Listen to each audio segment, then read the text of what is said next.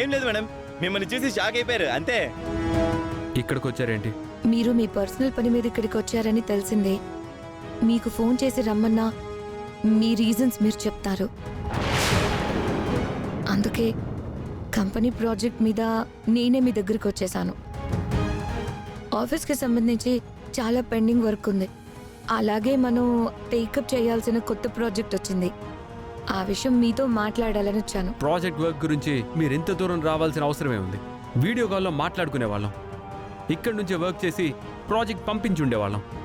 మీరు బయలుదేరండి, మా వర్క్ చూసుకొని వీలైనంత తొందరగా వస్తాం. మీతో మాట్లాడి మిమ్మల్ని తీసుకుని వెళ్దామని వచ్చాను. మా పర్సనల్ విషయం మీద వచ్చాం, ఇప్పుడు రావడం కుదరదు. మీ వర్క్ మీకు ఇంపార్టెంట్ అయినప్పుడు నా వర్క్ నాకు కూడా ఇంపార్టెంటే కదా. రేయ్, బాస్తో మాట్లాడేటప్పుడు ఏంట్రా బలుపు? ఈ విషయంలో నువ్వు జోక్యం చేసుకోవద్దన్నయ్య. మీరు బయలుదేరండి. నేను వెళ్ళి ఏం చేయగలను? కంపెనీకి సంబంధించిన ఇంపార్టెంట్ పిల్లర్స్ లేకుండా నేనేం చేయలేను. చూడమ్మా, ప్రస్తుతం మా ఇంటి పరిస్థితులు బాగలేవు. దయచేసి నువ్వు అర్థం చేసుకుని వెళ్ళిపో. మా వాళ్ళు తర్వాత వస్తారు. ఓ పని చేద్దాం అంకుల్, నేను కూడా ఇక్కడే ఉంటాను. అవని వాళ్లకు ఖాళీగా ఉన్న సమయంలో ప్రాజెక్ట్ గురించి డిస్కస్ చేస్తాను. ఆహాహా, ప్రజల బతికే పాలనలాగా మేడమే ఎంప్లాయీస్ దగ్గరికి వచ్చింది. మాయ మేడం మంచిది కాబట్టే ఇంత అవకాశం ఇస్తుంది. మరొకరు అయింటే మిమ్మల్ని ఉద్యోగాల్లో నుంచి పీకి అవతల పడేసి ఉండేవాళ్ళు. అందులో అనుమానమే లేదు. ఇప్పుడు మించిపోయింది ఏమీ లేదు. జాబ్ నుంచి తీసేస్తే తీసేసుకోవచ్చు. ఏంట్రా అలా మాట్లాడుతున్నావు? ఒకప్పుడు ఈ ఉద్యోగాలు మీకు ఎంత అవసరమో మర్చిపోయారా? ఇప్పుడు తలపొగరుతో మాట్లాడుతున్నావు. మిమ్మల్ని జోక్యం చేసుకోవద్దని చెప్పాను కదా, మీరు సైలెంట్గా ఉండండి. మాయ మీద నాకు కొన్ని అనుమానాలున్నాయి. అవి ప్రూవ్ అయితే గనుక మేమే జాబ్ నుంచి మానేస్తాం, సంగతి తేలుస్తాం. శ్రీకర్, నువ్వెందుకురా తొందరపడ్డాం? కూల్గా ఉండు.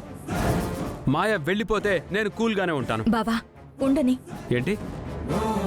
ఉండని అంటున్నాను. ఎందుకు?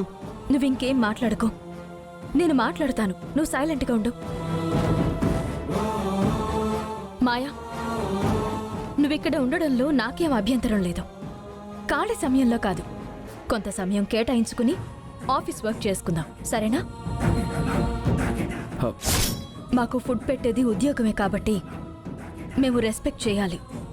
సో మనం కలిసి ప్రాజెక్ట్ వర్క్ చేసుకుందాం, ఏం పర్వాలేదు. అది కాదవని నేను. బావా ఇంకేమీ మాట్లాడొద్దు. మనం మన జాబ్స్ మానేసేంత వరకు మన జాబ్స్ పట్ల మనకు బాధ్యత ఉండాలి. అందులో తప్పేం లేదు. యు ఆర్ గ్రేట్ అవని.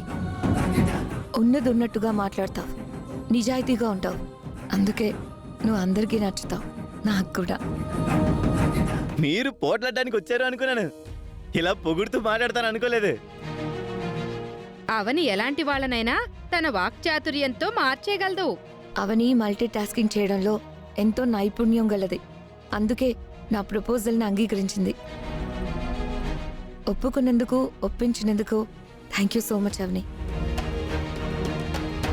అన్నట్టు అడగడం మర్చిపోయాను, ఆంటీ గారి విషయం ఎంతవరకు వచ్చింది? ఏదైనా ఇన్ఫర్మేషన్ తెలిసిందా? ఆ ప్రయత్నంలోనే ఉన్నాను. సమయం వచ్చినప్పుడు తెలుస్తుందిలేండి. అప్పుడు అందరూ బయటకొస్తారు.